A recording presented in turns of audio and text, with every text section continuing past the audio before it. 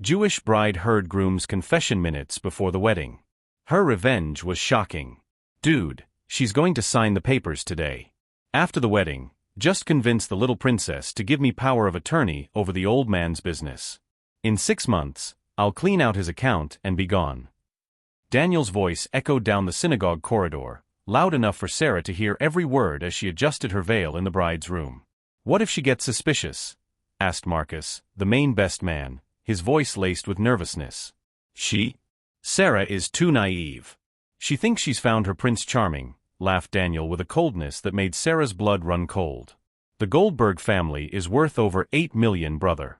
3 generations building that jewelry empire. And she's going to hand it all over. Sarah Goldberg, at 28, had dreamed of this moment for 2 years during her engagement. The daughter of one of the most respected families in Manhattan's Jewish community, she grew up surrounded by traditions, values, and above all, the belief that true love existed. Her hand trembled slightly as she held the bouquet of white roses, but her eyes revealed something Daniel would never have imagined, the quiet determination of someone who had just discovered that she had been deceived. What about the casino debts? Whispered Marcus, clearly uncomfortable with the conversation. After today, problem solved. I owe almost $300,000 to the guys downtown. They're getting impatient, but her family's money will sort it out in no time. Daniel, are you sure about this? Sarah seems too smart to fall for it, interfered Thomas, the third sponsor. Smart. Daniel laughed. She's a Harvard graduate, but she's still a spoiled little princess.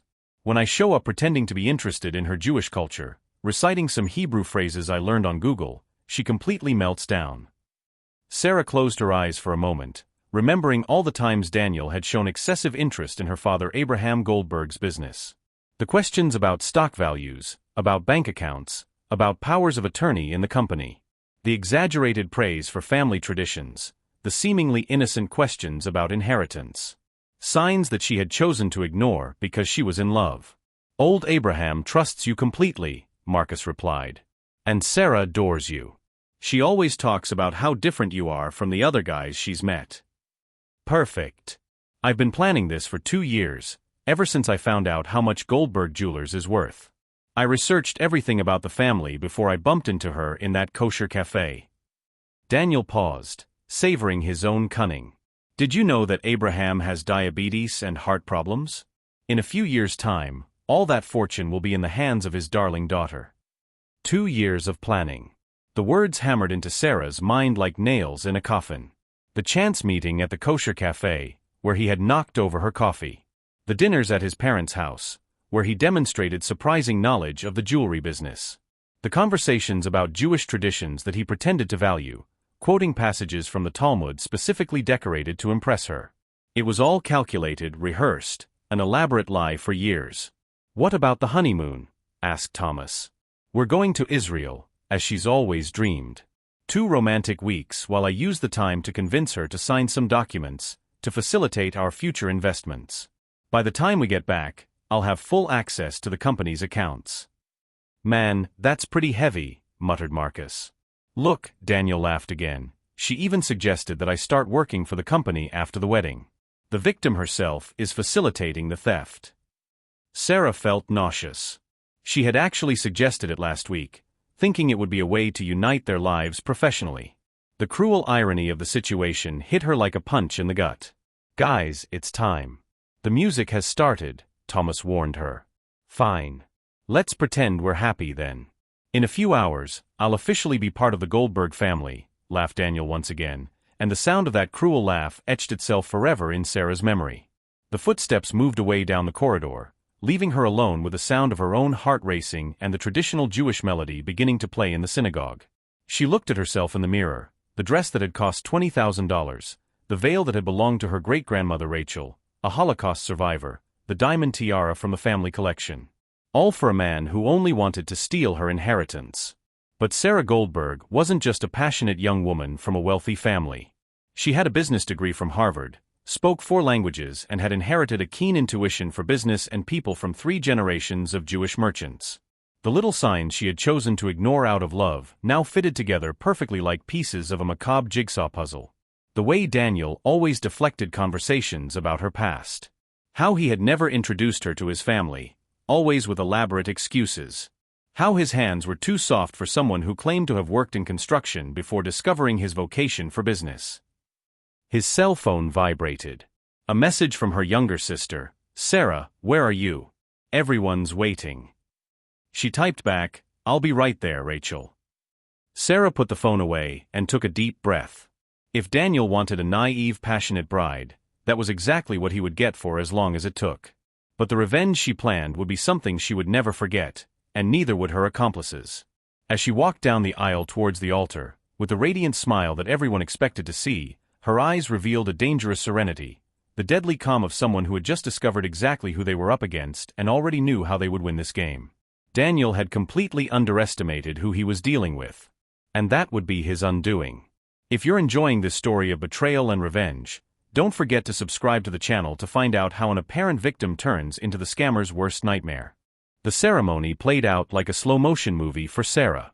The rabbi's every word about love and trust sounded like a cruel joke as Daniel held her hands, perfectly playing the part of the emotional groom. When it came time for the vows, his performance was Oscar-worthy. "Sarah, you have brought light into my life," he declared in front of the 200 guests, with tears in his eyes that seemed genuine. "I promise to protect you and our family forever." Family. The word came out of his mouth like poisoned honey. Sarah smiled radiantly, but inside she was calculating every move she would make in the coming weeks. During the party, Sarah watched as Daniel circulated among the guests, gathering information like a vampire sucking blood. He talked at length with Uncle Benjamin about the stores in Miami, asked his cousin David detailed questions about importing diamonds. "Darling, your husband is very perceptive," commented Aunt Miriam. "He's already talking about modernizing the company's system.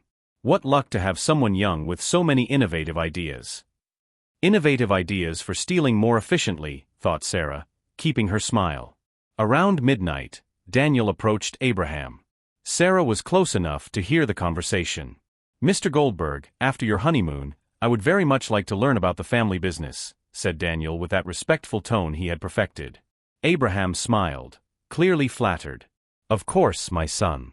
I've always wanted Sarah to be more involved in the business.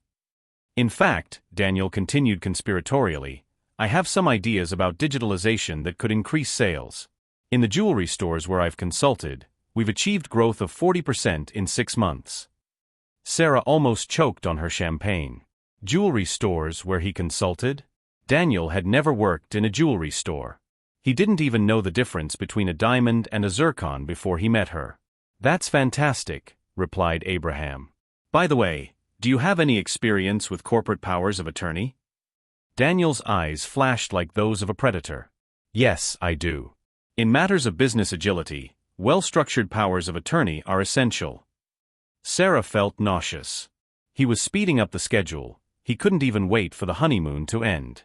Later, in the bridal suite, Daniel finally relaxed his mask. "Phew, what an endless party," he sighed.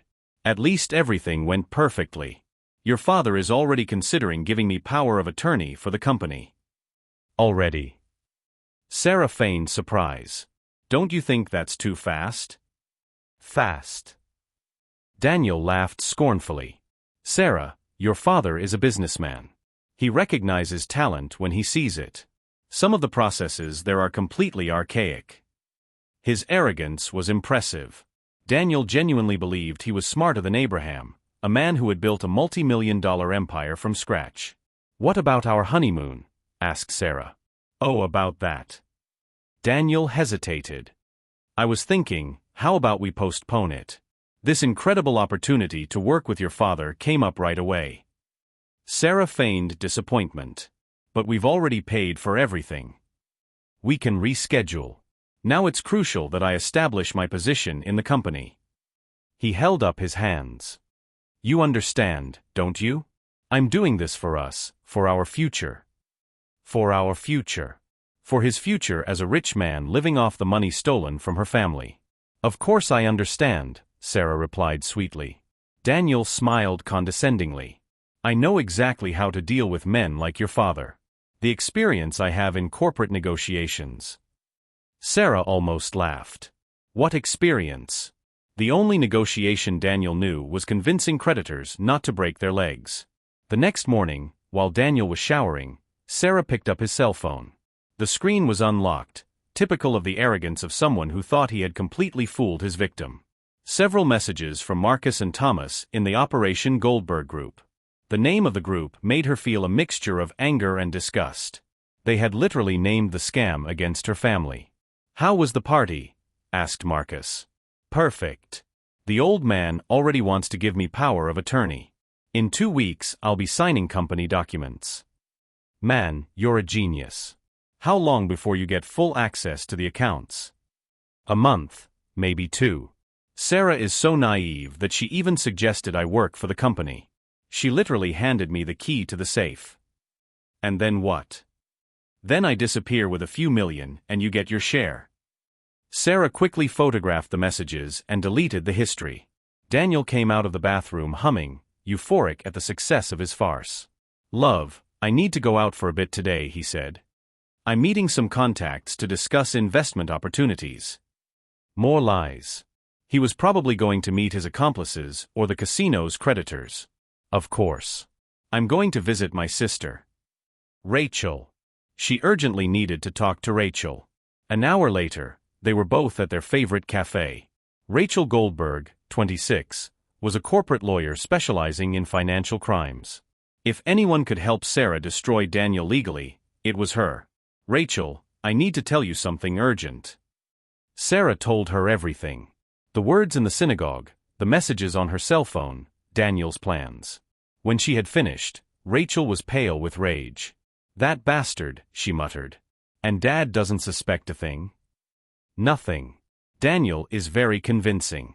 That's why I need help. I want to destroy him, but in such a way that he can never do that to another family again." Rachel became pensive. "To prosecute for embezzlement, we need concrete evidence of attempted theft. Words aren't enough. What if he actually tries to steal? Then we'd have a case. But it would be dangerous." Sarah smiled for the first time in days, but it was a cold, calculating smile. "What if I told him I had a plan to make him try to steal, but in a way that would get him caught red-handed?" Rachel watched her intently. "Sarah, that would be too risky." "Rachel, this man is a predator who has been researching our family for years, pretending to love me for 2 years. If I don't do something, he'll do it to another woman, another family." The lawyer in Rachel recognized the determination in her sister's eyes. It was the same determination she had seen when Sarah decided to study at Harvard, when she decided that she would do things her way. "Okay," Rachel finally said. "But we do it my way. Legal, documented, and with 0 chance of going wrong. If we're going to destroy this guy, let's do it right." Sarah hugged her sister. She finally had an ally. As they walked back, Sarah couldn't stop thinking about the irony. Daniel thought he had won over a naive little princess and a family of old-fashioned merchants. In reality, he had hooked up with a Harvard graduate and a lawyer specializing in financial crimes. What Daniel didn't know was that the 2 Goldberg sisters were about to show him exactly why 3 generations of his family had survived and prospered in a world that hadn't always been kind to Jews, and that their revenge would be as meticulous as it would be devastating. 2 weeks after the wedding, Daniel was practically living in Abraham's office. He arrived early, left late, and made a point of showing exceptional dedication to impress his father-in-law. Sarah watched his every move with the precision of a predator studying its prey. "You know, Abraham," said Daniel over Shabbat family dinner, "I have some revolutionary ideas for expanding online sales. But I'd need access to the financial systems to implement the changes." Abraham chewed thoughtfully. "Financial systems are delicate, Daniel. I need more time to—" Of course, Daniel interrupted with that rehearsed smile. "But while we're waiting, how about giving me a temporary power of attorney? Just for basic operational matters. Nothing too significant." Sarah almost choked on her wine. Basic operational matters was exactly how a thief would describe access to the company's bank accounts. "Daddy," Sarah interjected sweetly, "Daniel has so many good ideas. Perhaps a limited power of attorney would help him put his plans into action more quickly." Daniel looked at her surprised and grateful. If only he'd known he was being led straight into a trap. "All right," Abraham agreed. "I'll talk to the lawyer on Monday about a power of attorney with specific limitations." Daniel's eyes lit up like those of a child getting candy. Pure greed. Later, in the apartment, Daniel was celebrating on the phone. Sarah pretended to be asleep as she listened to every word of the conversation he was having on the balcony. "Marcus, here's the deal. I got the power of attorney. In a week, I'll have access to the company's operating accounts," Daniel whispered euphorically. "That's almost $2 million in current accounts, just for basic operations." "Man, you're a genius," replied Marcus on the other end of the line. "The best thing is that Sarah is even helping me convince her father. This woman is so naive that she's literally handing me the key to the family safe." Sarah felt a mixture of anger and satisfaction. Anger at the humiliation, satisfaction that Daniel was digging his own grave with every arrogant word. "What about the casino's creditors?" asked Marcus.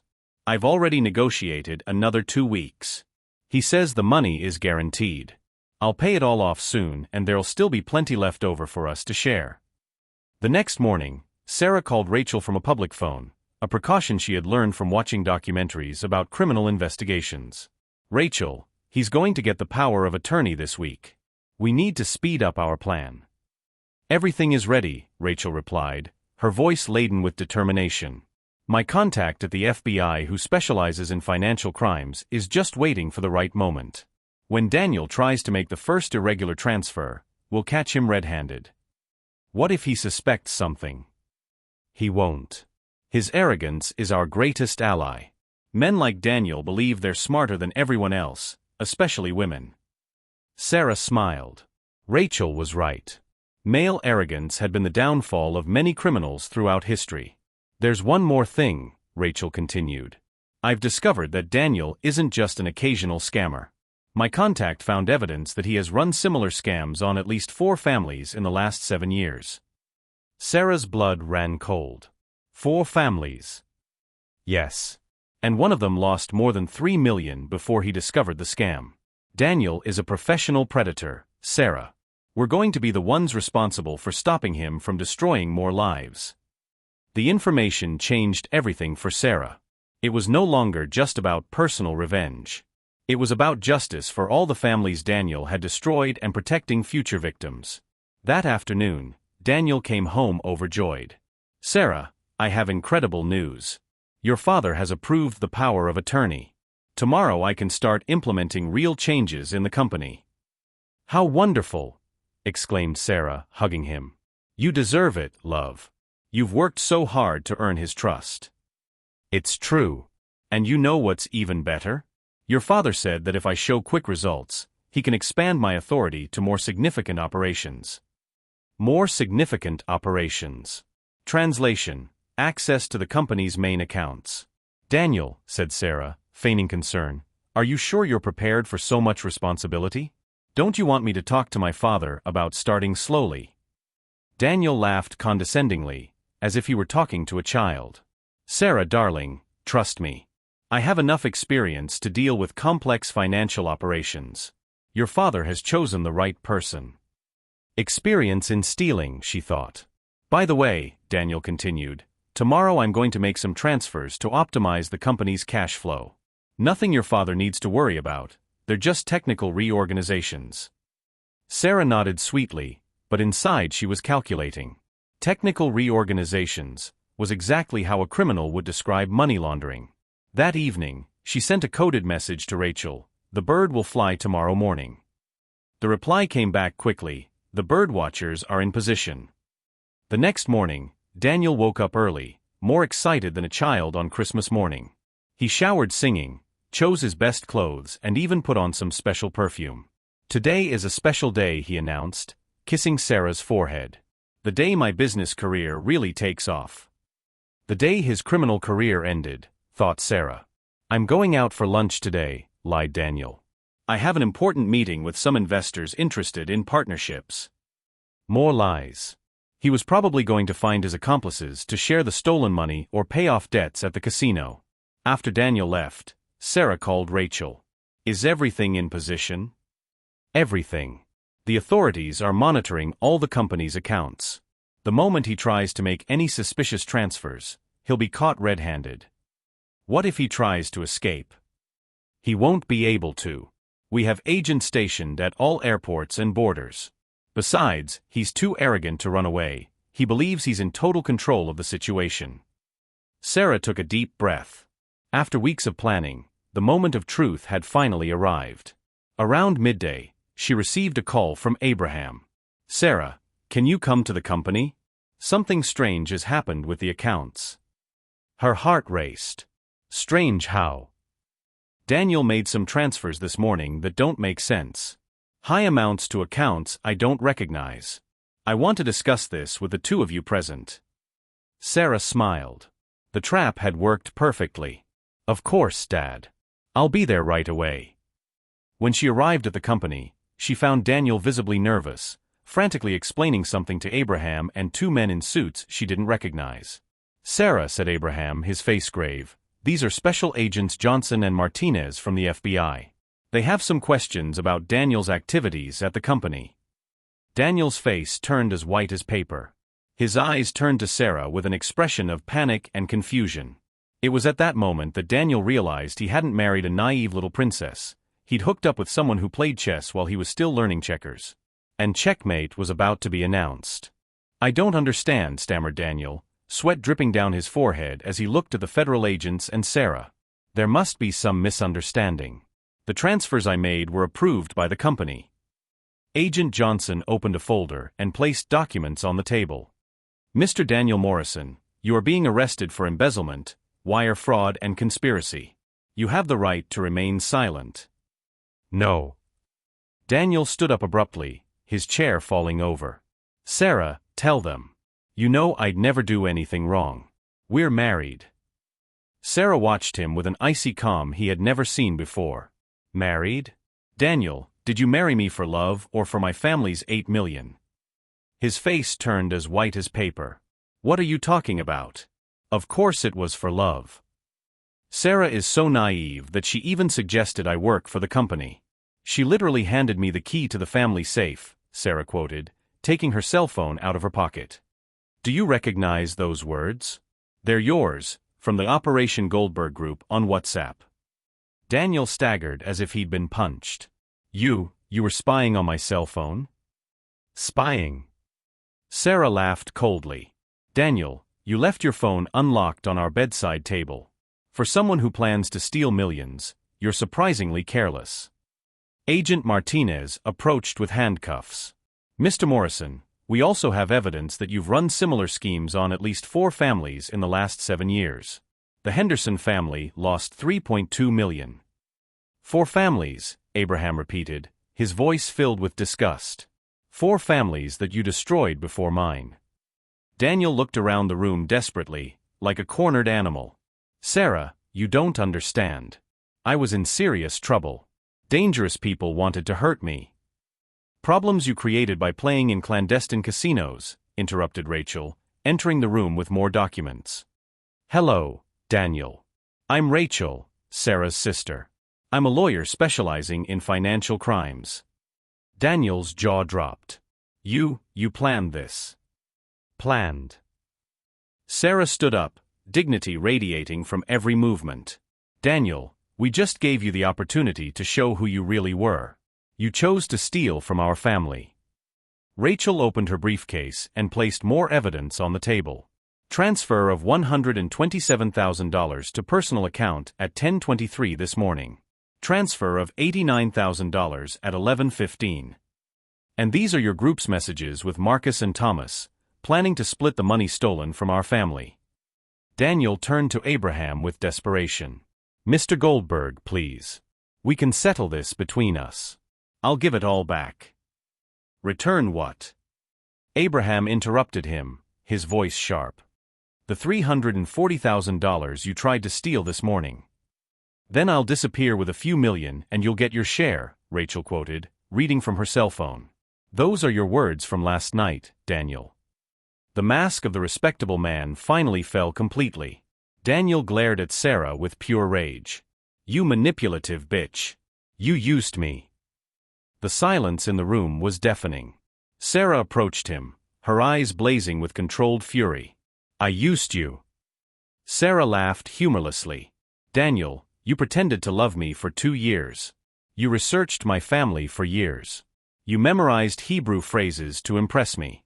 You canceled our honeymoon to steal my father away faster. She continued, her voice growing in intensity. You destroyed 4 families before mine. You've left women broken financially and emotionally. And you still have the audacity to call me a manipulator. Abraham put his hand on his daughter's shoulder. Sarah, that's enough. He doesn't deserve another second of your time. Officer Martinez finished putting on the handcuffs. Mr. Morrison, you have the right to an attorney. Wait, Daniel pleaded as he was led out. Sarah, I really fell in love with you during those 2 years. You have to believe me. Sarah watched him being led away, her expression serene and implacable. Daniel, the only thing I believe is that you're finally going to pay for everything you've done. As the doors closed, Rachel hugged her sister. How do you feel? Free, Sarah replied simply. For the first time in 2 years, I feel completely free. Abraham shook his head, still processing everything. Sarah, you were incredibly brave. And incredibly intelligent. No, Dad. I was Goldberg. 3 generations of traders can't survive being naive. Outside, a small crowd had formed to watch Daniel being put into the police car. Company employees, neighbors, onlookers. His humiliation was complete and public. Marcus and Thomas were arrested 2 hours later, the evidence of the messages being enough to prove the conspiracy. That evening, Sarah sat in the apartment that was now hers again, looking at the wedding rings she had placed on the table. Rachel was beside her, the 2 of them drinking tea in silence. Do you think he really fell in love with me at some point? Asked Sarah. Does it matter? Replied Rachel. People like Daniel don't love other people. They love what they can get out of them. Sarah nodded, picked up the rings and threw them in the trash. You're right. Besides, now I know one thing for sure. What? Sarah smiled, but this time it was a genuine smile, full of life. That when true love appears, I'll recognize it immediately. Because now I know exactly what false love looks like. The man who had planned for 2 years to destroy a family had been destroyed in a matter of weeks by 2 sisters he had completely underestimated. But Sarah's real revenge was just beginning, and it would be far sweeter than Daniel could ever have imagined. 2 years later, Sarah Goldberg was sitting in her new office on the 30th floor of a skyscraper in Manhattan, watching the city through floor-to-ceiling windows. As CFO of Goldberg Jewelers, now a $15 million company that had expanded to 6 states, she had turned the family business into an empire. The irony didn't go unnoticed. Daniel had planned to steal $8 million from an old-fashioned company. Now, under Sarah's leadership, the company was worth almost double that and growing by 40% a year.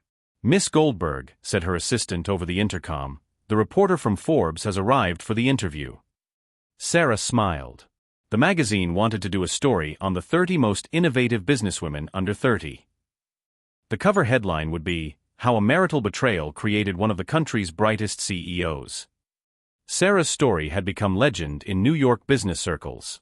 Not just for having stopped a $1 million scam, but for the way she turned the experience into fuel for success.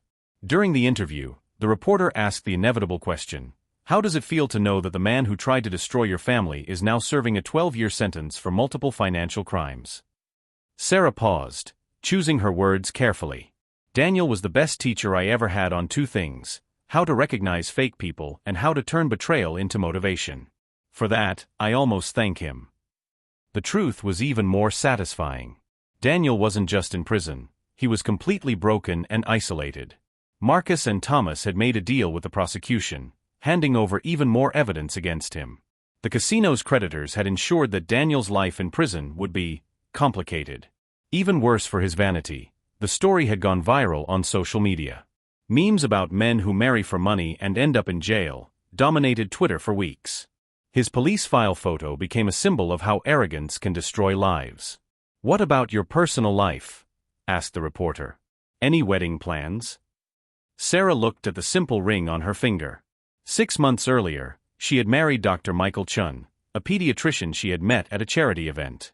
Michael earned a modest salary, drove a 2018 Honda Civic, and had insisted on paying for his own dinner on their first date. When I met my husband, the first thing he said was, "Look, I don't know who you are, but that diamond ring is very flashy." Aren't you afraid of being mugged? Sarah laughed. Then I knew I'd found someone genuine. Michael had never researched her fortune, never asked about the family business, and almost fainted when he discovered the value of her apartment. He loved her for who she was, not for what she had, a revolutionary concept after Daniel.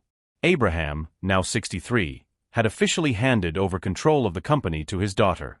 Sarah has transformed our family business into a corporation that our great-grandparents never dreamed of, he told the Wall Street Journal. Rachel, now a partner in one of New York's largest law firms, specialized in financial crimes against Jewish families, inspired directly by her experience with Daniel. She had successfully prosecuted more than 20 similar cases. My sister taught me that the best revenge is not just to destroy those who harm you, Rachel said in an interview. It's using the experience to protect other people and build something bigger than your enemies could ever imagine. Manhattan's Jewish community had embraced Sarah as a symbol of intelligent resistance. Synagogues invited her to give talks on how to protect families from scammers. What pleased Sarah most was knowing that history had prevented other scams. On her last visit to the grave of her great-grandmother Rachel, a Holocaust survivor whose veil she had worn at her fake wedding, Sarah left a photo from Forbes magazine. "Grandma, I used the strength you taught me. Our family is still protected." Sometimes, late at night in her office, Sarah would think about how everything could have been different if she hadn't overheard that conversation in the synagogue. Daniel could have stolen millions, destroyed her family, and moved on to his next victim. But he had listened. And he had reacted. And that's why he was where he was. During a conference for businesswomen, a young woman in the audience asked, "How do I know if I can trust someone completely?" Sarah smiled, remembering her own naivety from 3 years earlier. It's not about trusting someone completely. It's about completely trusting yourself to recognize when something isn't right. Your intuition is your best security system. The lecture ended to deafening applause, but Sarah's real victory wasn't in the public recognition.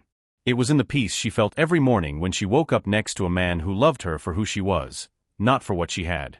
Daniel had tried to steal her fortune and ended up handing over something much more valuable, the wisdom to distinguish between true love and financial interest.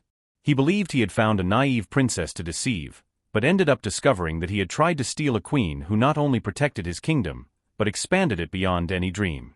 Sarah learned that true revenge isn't about destroying those who harm you, it's about building a life so extraordinary that betrayal becomes just the first chapter in a success story that no one will ever forget. If this story of justice and overcoming has touched your heart, leave your like and subscribe to the channel for more stories that prove that intelligence always wins over evil, and that sometimes the worst thing that can happen to us becomes the best thing that ever happened to us.